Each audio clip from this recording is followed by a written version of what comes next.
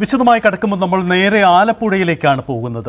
സംരംഭകരെ കേരളത്തിലേക്ക് ക്ഷണിക്കാൻ വ്യവസായ ഉച്ചകോടി ഇന്ന് കൊച്ചിയിൽ നടക്കുമ്പോൾ സർക്കാരിന്റെ പൊതുവിതരണ വകുപ്പുമായി സംരംഭക കരാറിൽ ഏർപ്പെട്ടെന്ന കാരണത്താൽ ഒരു മുൻ പ്രവാസി ആലപ്പുഴയിൽ ജപ്തി ഭീഷണി നേരിടുകയാണ്. സപ്ലൈകോ ഔട്ട്ലെറ്റിന് സ്വന്തം കെട്ടിടം വാടകയ്ക്ക് നൽകിയ ഷിഹാബ് കൊളവേലിൽ എന്ന വ്യക്തിയാണ് ഒടുക്കം കടക്കണിയിലായത്. വാടക നൽകുന്നില്ലെന്ന് മാത്രമല്ല, കരാർ കാലാവധി പൂർത്തിയായിട്ടും കെട്ടിടം ഒഴിഞ്ഞു നൽകില്ലെന്ന ധാർഷ്ട്യത്തിലാണ് സപ്ലൈകോ. ഇതോടുകൂടി വായ്പാ തിരിച്ചടവും ഇയാളുടെ മുടങ്ങി. കെട്ടിടത്തിൽ കഴിഞ്ഞ ദിവസം ബാങ്ക് ജപ്തി നോട്ടീസ് പതിപ്പിച്ചു. ഇതോടെ ഒടിഞ്ഞ കാലുമായി പൊതുനിരത്തിൽ സമരമിരിക്കുകയാണ് ഷിഹാബ്.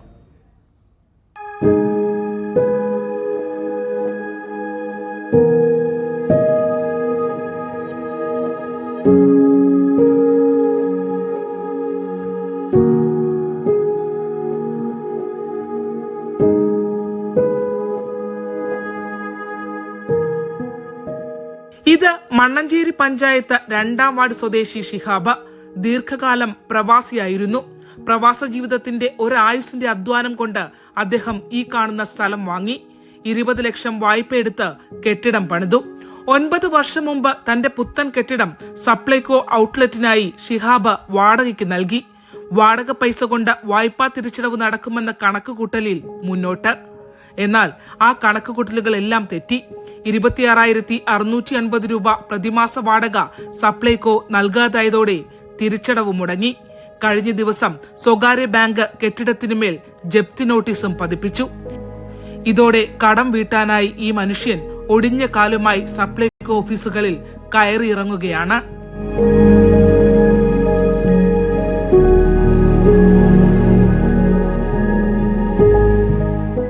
മാസമായി കഴിഞ്ഞ ദിവസം ഞാൻ ചെന്നതാണ്. ഈ RM ഓഫീസിൽ ചെന്നിട്ട് അവിടുന്ന്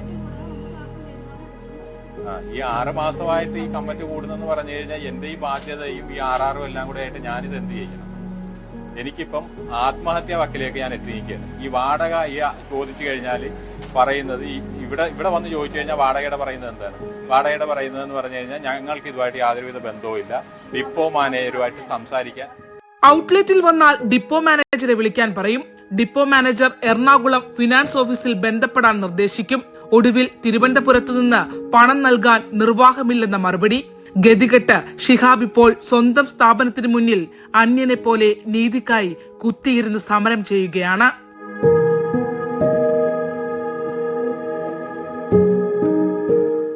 ആദ്യഘട്ടം മുതലൊക്കെ കറക്റ്റായിട്ട് വന്നുകൊണ്ടിരുന്നതായിരുന്നു. ഈ 2 വർഷമായിട്ട് ഈ പറഞ്ഞ പോലെ തന്നെ വാടക ചോദിച്ചു കഴിഞ്ഞാൽ ഈ ഇവിടുത്തെ ഔട്ട്ലെറ്റിൽ വന്നു കഴിഞ്ഞാൽ ഇവിടുത്തെ ഔട്ട്ലെറ്റ് മാനേജർ പറയുന്നത് ഇതുമായിട്ട് ഞങ്ങൾക്ക് യാതൊരുവിധ ബന്ധവുമില്ല, ഡിപ്പോ മാനേജരുമായിട്ട് വിളിക്കാൻ പറയും. ഡിപ്പോ മാനേജർ പറയുന്നത് ഫിനാൻസുമായിട്ട് എറണാകുളത്ത് ഫിനാൻസ് വിളിക്കാൻ പറയും. അവിടെ വിളിക്കുമ്പോൾ നമുക്ക് കിട്ടുന്നത് തിരുവനന്തപുരത്ത് നിന്ന് ഞങ്ങൾക്ക് റിപ്ലൈ ഒന്നും കിട്ടിയിട്ടില്ല, അത് കാരണം വാടകയുടേത് ഒന്നും പ്രതീക്ഷിക്കേണ്ട എന്നുള്ള രീതിക്കാണ് പറയുന്നത്.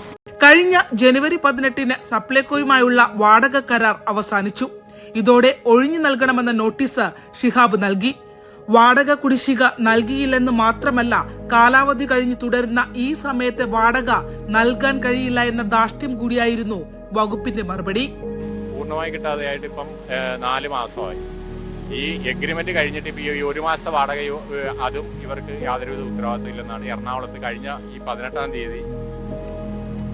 ഇപ്പോൾ ഈ കെട്ടിടം ഇവിടെ പ്രവർത്തിക്കുന്നത് എഗ്രിമെന്റ് ഇല്ലാതെയാണ്. കെട്ടിടം പൂട്ടാൻ നോക്കിയപ്പോൾ അതിക്രമിച്ചു കയറിയെന്ന കള്ളക്കേസിൽ കുടുക്കാനും ശ്രമമുണ്ടായി. ഇപ്പോൾ ബാങ്കിലെ ജപ്തി നോട്ടീസിന് പുറമെ കെട്ടിട നികുതി അടക്കാൻ കഴിയാത്തതിന് പഞ്ചായത്തിന്റെയും ലേബർ ഓഫീസിൽ നിന്ന് 50,000 രൂപയുടെയും റവന്യൂ റിക്കവറി നോട്ടീസുകൾ വന്നു കഴിഞ്ഞു. സ്വന്തം കെട്ടിടത്തിന്റെ ഉടമയായിട്ടും മറ്റാർക്കും വാടകയ്ക്ക് പോലും കൊടുത്ത് രക്ഷപ്പെടാൻ കഴിയാത്ത വിധം കുരുക്കിയിട്ടിരിക്കുകയാണ് സപ്ലൈകോ ഷിഹാബിനെ. അതും നിയമങ്ങളെല്ലാം കാറ്റിൽ പറത്തി അധികാരത്തിന്റെയും സർക്കാരിന്റെയും ഒറ്റ ഹുങ്കിന്മേൽ. ദയനീയമായിട്ടുള്ള അവസ്ഥയിൽ ഞാൻ ഇതേപോലെ തന്നെ അവതരിപ്പിച്ചു. പക്ഷേ അവിടുന്ന് അതിൻ്റെതായിട്ടുള്ള ഒരു ഫോർവേഡും അവിടുന്ന് ചെയ്തു തരുന്നില്ല.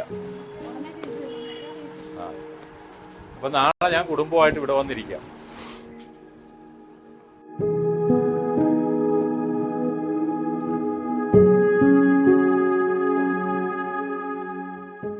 ഈസി ഓഫ് ഡൂയിങ് ബിസിനസ്സിൽ രാജ്യത്ത് ഒന്നാമത് നിൽക്കുന്ന സംസ്ഥാനമാണ് കേരളം.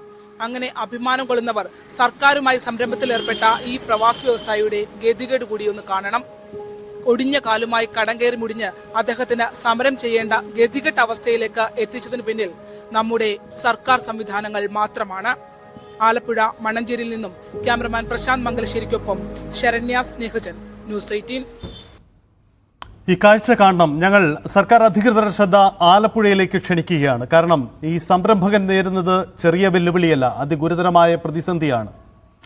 ശരണ്യ തന്നെ നമുക്കൊപ്പമുണ്ട്. ശരണ്യ, ഇന്ന് കൊച്ചിയിൽ വ്യവസായ സംഗമമാണ്. കേരളത്തിന്റെ വ്യവസായ ഭൂപടത്തിൽ വലിയ കുതിച്ചുചാട്ടമുണ്ടാകുമെന്ന് അവകാശപ്പെട്ടുകൊണ്ട് ഇത്തരം നീക്കങ്ങൾ നടത്തുന്നു. നമ്മൾ ലക്ഷ്യമിടുന്നത് സംസ്ഥാനത്തിന് പുറത്തുനിന്നും വിദേശത്തു നിന്നുമുള്ള നിക്ഷേപമാണ്. പക്ഷേ ഇവിടെ ഒരു സംരംഭകനുണ്ട്. അയാൾ വലിയ സ്വപ്നങ്ങളുമായി ഒരു പദ്ധതി ആരംഭിക്കുന്നു. സർക്കാരിൻ്റെ ഒരു വകുപ്പിന് ഒരു കെട്ടിടം വാടകയ്ക്ക് കൊടുക്കുന്നു. പക്ഷേ സംഭവിച്ചത് നമ്മൾ ഈ വാർത്തയിൽ സൂചിപ്പിക്കുന്നത് പോലെയാണ്. ഇതാ ഇപ്പോൾ രാവിലെ ഈ വാർത്ത 7 മണിക്ക് നമ്മൾ സംപ്രേഷണം ചെയ്തതിന് ശേഷം 3 മണിക്കൂർ പിന്നിടുന്നു. ഏതെങ്കിലും തരത്തിലുള്ള സൂചനകൾ ഉണ്ടോ ഇതിൽ സർക്കാർ വകുപ്പുകളുടെ ഇടപെടലിൻ്റെ?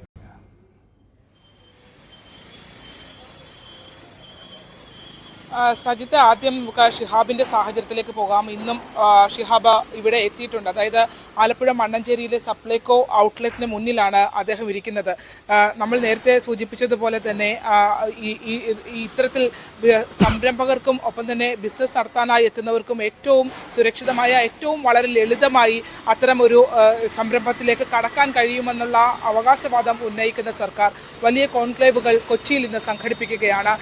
സംരംഭകരെ കേരളത്തിലേക്ക് ക്ഷണിക്കുകയാണ്. പക്ഷേ ഈ വ്യക്തിയെ നമ്മളൊന്ന് കാണണം. അദ്ദേഹം കഴിഞ്ഞ കുറേ വർഷക്കാലമായി പ്രവാസ ജീവിതത്തിലായിരുന്ന ഒരു മനുഷ്യനാണ്. അദ്ദേഹത്തിന്റെ ജീവിതത്തിന്റെ മുഴുവൻ സമ്പാദ്യവും ഉപയോഗിച്ചുകൊണ്ടാണ് ഇങ്ങനെ ഒരു കെട്ടിടം ഇവിടെ അദ്ദേഹം 9 വർഷം മുമ്പ് കെട്ടി ഉയർത്തുന്നത്. അന്ന് ഈ സ്ഥലം വാങ്ങുകയും ഒപ്പം തന്നെ കെട്ടിടം നിർമ്മിക്കുന്നതിന് വേണ്ടി 20 ലക്ഷം രൂപ അദ്ദേഹം വായ്പ എടുത്തു.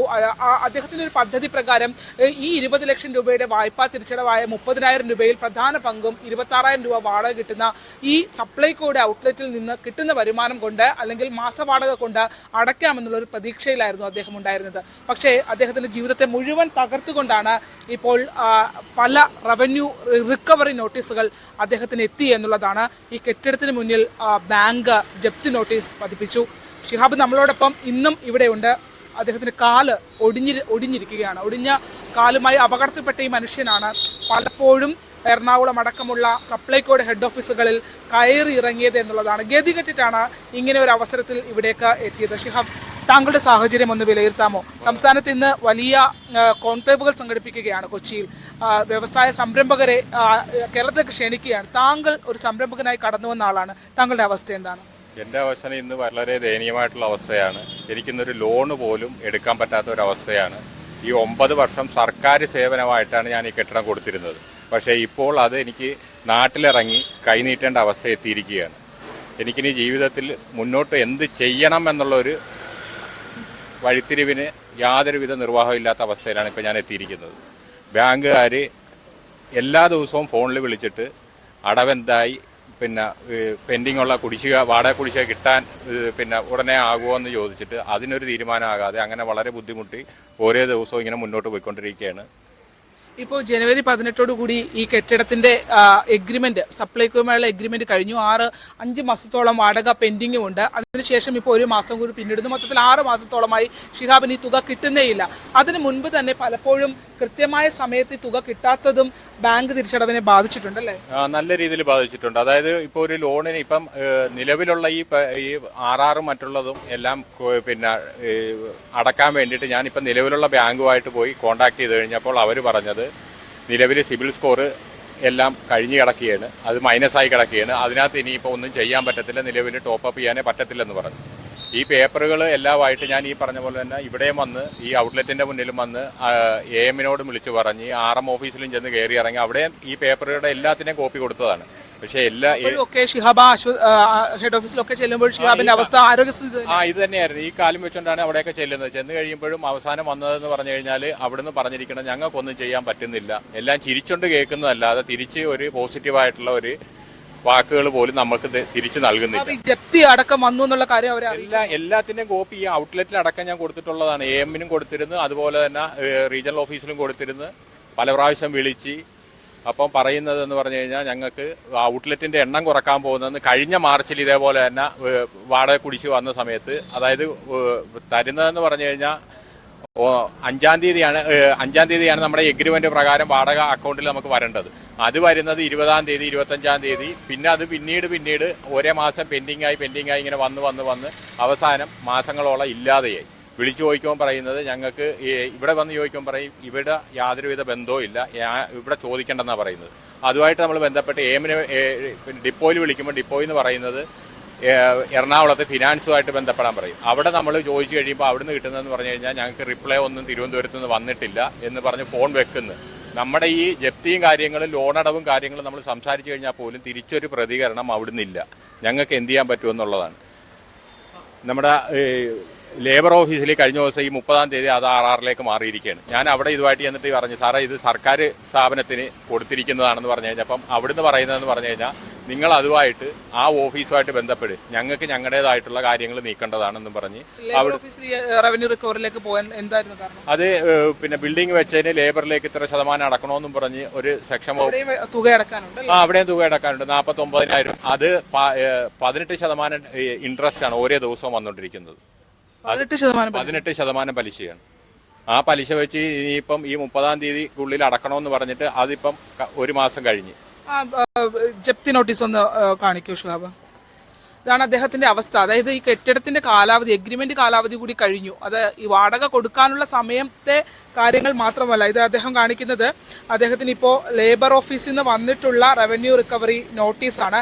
ഇത് കൂടാതെ തന്നെ ഈ തുക 30-ാം തീയതി, ഈ കഴിഞ്ഞ 30-ാം തീയതി വന്നിട്ടുള്ള ജനുവരി 30-ാം തീയതി വന്ന റവന്യൂ റിക്കവറി നോട്ടീസാണ് കാണിച്ചിരിക്കുന്നത്. അതിനനുസരിച്ച് നിയമ നടപടി സ്വീകരിക്കുമെന്നുള്ളത്. അതായത് 2 വകുപ്പുകളിലെ, അതായത് സപ്ലൈകോ എന്ന് പറഞ്ഞ ഒരു സർക്കാർ വകുപ്പിന് കെട്ടിടം നൽകിയ മനുഷ്യന് ഈ അദ്ദേഹത്തിന്റെ സാഹചര്യം അടക്കം ബോധ്യപ്പെടുത്തിയിട്ടും ഇപ്പോൾ ലേബർ ഓഫീസിൽ നിന്നും അത്തരത്തിൽ റവന്യൂ റിക്കവറി നോട്ടീസ് വന്നു എന്നുള്ളതാണ്.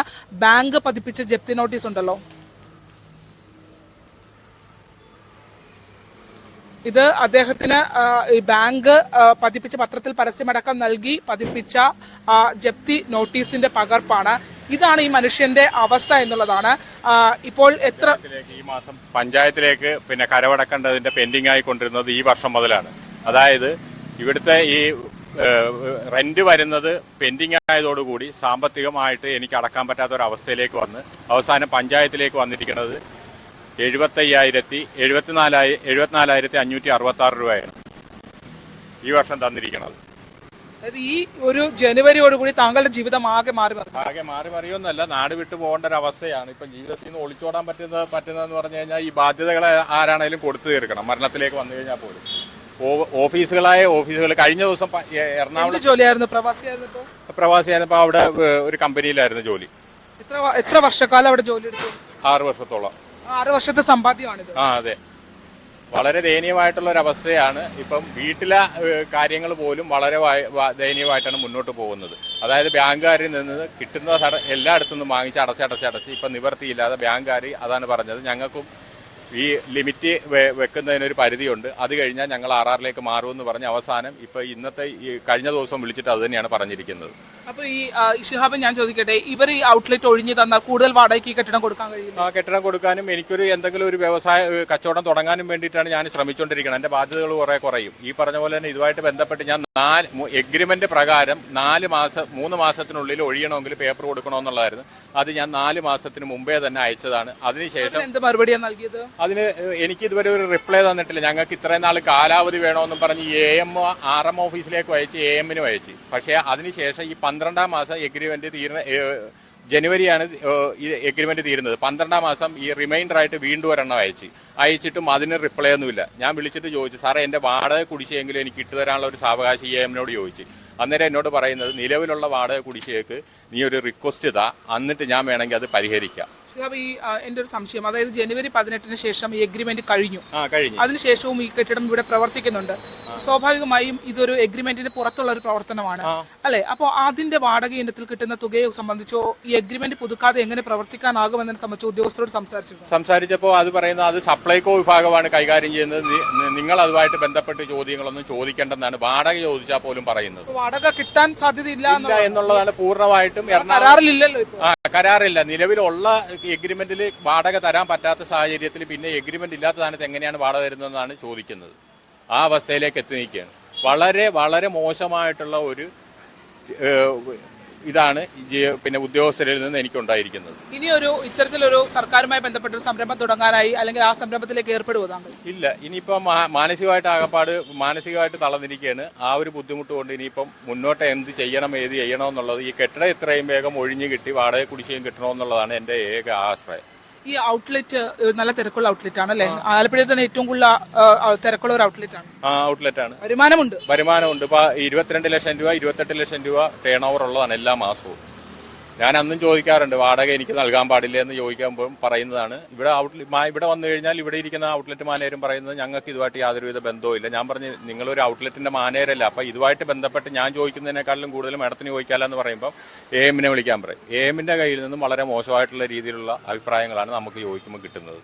അതാണ് സൈത്ത്, ഈ വാടകയുടെ ഈ സമയം കഴിഞ്ഞപ്പോൾ, അതായത് ജനുവരി 18 അദ്ദേഹത്തിന്റെ കാലാവധി കഴിഞ്ഞപ്പോൾ അദ്ദേഹം ഇവിടെ എത്തി താൻ കെട്ടിടം ഒഴിഞ്ഞു തരണം എന്നുള്ള ആവശ്യം. കാരണം അതിനുശേഷം ഈ കെട്ടിടം അവരെ സപ്ലൈകോ ഈ കരാർ പുതുക്കിയിട്ടില്ല. സ്വാഭാവികമായും ഈ കെട്ടിടത്തിന്റെ ഉടമ ഷിഹാബാണ്. പക്ഷെ ഷിഹാബ് ഇവിടെ വന്ന് ഈ കെട്ടിടം ഒഴിഞ്ഞു നൽകണം എന്നുള്ള ഒരു ആവശ്യം ഉന്നയിച്ച സമയത്ത് അദ്ദേഹത്തെ ജീവനക്കാരെ അടക്കം ഉൾപ്പെടുത്തിക്കൊണ്ട് കള്ളക്കേസിൽ കൊടുക്കുന്ന ഒരു സാഹചര്യം ഉണ്ടാവില്ലേ? കള്ളക്കേസിൽ കൊടുക്കുന്നത് ഞാൻ ഇവിടെ എന്തായിരുന്നു സംഭവിച്ചത്? അത് ഇവിടെ ഇവർക്ക് നിലവിൽ ഒഴിയാനുള്ള ബുദ്ധിമുട്ട് കൊണ്ടാണെന്ന് പറഞ്ഞത്. പിന്നെ ഏരിയ മാനേജർ ഇവിടെ വിളിച്ച് നിർബന്ധപൂർവ്വം ഇവിടുത്തെ ഡെയിലി വേസിനെ അടക്കം കൊണ്ട് പരാതി എഴുതി ഒപ്പിടിച്ചെന്ന് പറഞ്ഞു കഴിഞ്ഞാൽ ഞാനിവിടെ വന്ന് ബഹളം ഉണ്ടാക്കുന്നു. ഇവിടുത്തെ CCTV ഉണ്ട്, പരിശോധിക്കാം. ഞാനിവിടെ വന്ന് ബഹളം ഉണ്ടാക്കുന്നു. ഈ തൊട്ടടുത്ത കടകളിൽ ചോദിച്ചാൽ പോലും മതി. ഞാനിവിടെ വരുന്നത് പോലും മാസത്തിൽ 1-2 പ്രാവശ്യമാണ് ഇവിടെ വരുന്നത്. വന്നു കഴിയുന്നത് എന്തിനാണ്? ഇവിടെ വാടക ചോദിച്ചിട്ടാണ് വരുന്നത്. വന്നു കഴിഞ്ഞപ്പോൾ ഇതേപോലെ ഇവിടുത്തെ ഡെയിലി വേസിനെ കൊണ്ട് നിർബന്ധിച്ച് ഒപ്പിടിച്ച് പിന്നെ ഇതുപോലെ ഞാനിവിടെ വന്ന് ബഹളം ഉണ്ടാക്കി ഇവരോട് മോശമായി പെരുമാറുകയും ചെയ്യുന്നതെന്ന് പറഞ്ഞിട്ട് ഇവരെ കൊണ്ട് നിർബന്ധിച്ച് ഒപ്പിടിച്ചത് ശേഷം ഇവർ പറഞ്ഞ് സാറ് തന്നെ കൊണ്ട് കൊടുക്കാൻ പറഞ്ഞു. അതോടുകൂടി പുള്ളി അതിൽ നിന്ന് പിന്മാറി. വീണ്ടും 18-ാം തീയതി എഗ്രിമെന്റ് എന്നോട് പറഞ്ഞതാണ്. അതുപോലെ തന്നെ ഈ 18-ാം തീയതി ആകുന്ന ടൈമിന് തന്നെ പോലീസ് സ്റ്റേഷനിലേക്ക് ഒരു പരാതി കൊടുക്കാൻ AM തന്നെ വിളിച്ചു പറഞ്ഞെന്ന് പറഞ്ഞു. എന്താണെന്ന് ചോദിച്ചു കഴിഞ്ഞപ്പോൾ പറഞ്ഞ് ഇവിടെ വന്ന് ചോദിച്ചപ്പോഴാണ് പറയുന്നത് പിന്നെ പോലീസ് പ്രൊട്ടക്ഷൻ വേണം, ഞാനിവിടെ വന്ന് ബഹളം ഉണ്ടാക്കും, കടയടക്കുമെന്നും പറഞ്ഞ്. ഇവിടെ വന്നിരിക്കുന്നതല്ല ഒറ്റയ്ക്കാണ്? ഇല്ല, എല്ലാം ഒറ്റയ്ക്ക് തന്നെയാണ് വന്നിരിക്കുന്നത്. വീട്ടിൽ പ്രായമായ കിടപ്പായ ഒരു ഉമ്മയുണ്ട്. ഞാനിപ്പം പിന്നെ അതും ഏൽപ്പിച്ചിട്ടാണ് വന്നിരിക്കുന്നത്. അതാണ് മിക്ക ദിവസവും ഇപ്പൊ ഇവിടെ വരുന്നുണ്ട്, ഉച്ചവരെ ഇരിക്കുന്നുണ്ട്. ഇതിനകത്തൊരു തീരുമാനമാകണം എന്നുള്ളതാണ്. ഇത് അദ്ദേഹത്തിന്റെ സമരം എന്നുള്ള രീതിയോ അല്ലെങ്കിൽ അദ്ദേഹത്തിന്റെ പ്രതിഷേധവും ഒക്കെയാണ് അദ്ദേഹം ഈ കാണിക്കുന്നത്. അതിനപ്പുറത്തേക്ക് അദ്ദേഹത്തിന് വലിയ വാശിയോ മറ്റു നിർബന്ധങ്ങളോ ഒന്നുമില്ല. എങ്ങനെയെങ്കിലും ഈ പ്രതിസന്ധികളിൽ നിന്ന് രക്ഷപ്പെടണം എന്ന് മാത്രമേ ഉള്ളൂ. ഈ കെട്ടിടം ഇവർ ഒഴിഞ്ഞു കൊടുക്കുകയാണെങ്കിൽ മറ്റൊരാൾക്ക് വാടകയ്ക്ക് നൽകാം. അതിനേക്കാൾ കൂടുതൽ ഇവർക്ക് നൽകുന്നതിനേക്കാൾ കൂടുതൽ വാടക കിട്ടുന്ന ഒരു സ്ഥലം ആണ് ഇത്. പക്ഷേ ഈ നിലവിലത്തെ ഈ ബാധ്യതകളെ എങ്ങനെ പരിഹരിക്കും എന്നുള്ളതാണ് പ്രധാനപ്പെട്ട ചോദ്യം. കാരണം ലോൺ ടോപ്പപ്പ് ചെയ്യാൻ കഴിയാത്തൊരവസ്ഥയുണ്ട്. ഈ സർക്കാരിന്റെ 2 വകുപ്പ്, പഞ്ചായത്തിൽ നിന്നും ലേബർ ഓഫീസിൽ നിന്നും റവന്യൂ റിക്കവറി നോട്ടീസുകൾ ഷിഹാബിന് കിട്ടിക്കഴിഞ്ഞു. ഒപ്പം അത് റെക്കോർഡിക്കലായി കഴിഞ്ഞു. അത് മാത്രമല്ല ബാങ്ക് ഇത്തരത്തിൽ ജപ്തി നോട്ടീസ് പതിപ്പിക്കുന്നതിന് വേണ്ടിയുള്ള പരസ്യവും നൽകി എന്നുള്ളതാണ്. അതോടുകൂടി സിബിൽ സ്കോറിനെ അടക്കം ബാധിപ്പിക്കുന്ന രീതിയിൽ അദ്ദേഹത്തിന്റെ ജീവിത സാഹചര്യത്തെ ആകെ തകർത്ത് കുരുക്കി കളയുന്ന രീതിയിലേക്ക് ഈ സർക്കാരുമായി ഏർപ്പെട്ട കരാറിൽ എത്തിയതോടുകൂടി ഈ മനുഷ്യൻ എത്തി എന്നുള്ളതാണ്. മുൻ പ്രവാസിയാണ്. അദ്ദേഹത്തിന്റെ ജീവിത സ്വപ്നങ്ങൾ മുഴുവനാണ് ഇവിടെ തകർന്നടിഞ്ഞുകൊണ്ടിരിക്കുന്നത്. സജിത്ത്. യെസ്, ശരണി സൂചിപ്പിച്ച പോലെ സാഹചര്യം. എന്തായാലും ഇതുമായി ബന്ധപ്പെട്ട് സപ്ലൈകോയുടെ വിശദീകരണം അറിയാൻ ഞങ്ങൾ ശ്രമിച്ചിരുന്നു. പക്ഷേ ഇക്കാര്യത്തിൽ പരിശോധന നടക്കുന്നു എന്നതാണ് സപ്ലൈകോയുടെ മറുപടി. എന്തായാലും വരുന്ന മിനിറ്റുകളിൽ മന്ത്രി അടക്കമുള്ളവരെ ഞങ്ങൾ കാണുന്നുണ്ട്. എന്താണ്, എങ്ങനെയാണ്, ന്യൂസ് ട്രെൻഡ്സ് പൂർണ്ണമാവുന്നതിന് മുമ്പ് തന്നെ ഇക്കാര്യത്തിൽ സർക്കാരിൻ്റെ ഒരു വിശദീകരണം കൂടി പ്രേക്ഷകരെ അറിയിക്കാം. ഒപ്പം ശരണ്യ, ഷിഹാബിനോട് കൂടി പറയൂ, നമ്മൾ തീർച്ചയായും ഇക്കാര്യത്തിൽ സർക്കാരിൽ നിന്നും ഒരു വ്യക്തതയുണ്ടാകും. ഇത് സംബന്ധിച്ച് ഷിഹാബിന് കൂടി ഒരു മറുപടി നൽകാൻ നമ്മുടെ ഈ വാർത്ത ഇടവയ്ക്കും. ആ ഒരു ഉറപ്പ് കൂടി നമുക്ക് കൈമാറാം. ഇക്കാര്യം ഷിഹാബിനെ കൂടി ശരണ്യ അറിയിക്കുക. എന്തായാലും ഒരു ഇടവേളയാണ്. ഇടവേളയ്ക്ക് ശേഷം നമുക്ക് ഈ വാർത്തയടക്കം മറ്റു വാർത്തകൾ പരിശോധിക്കേണ്ടതുണ്ട്. മടങ്ങി വരാം.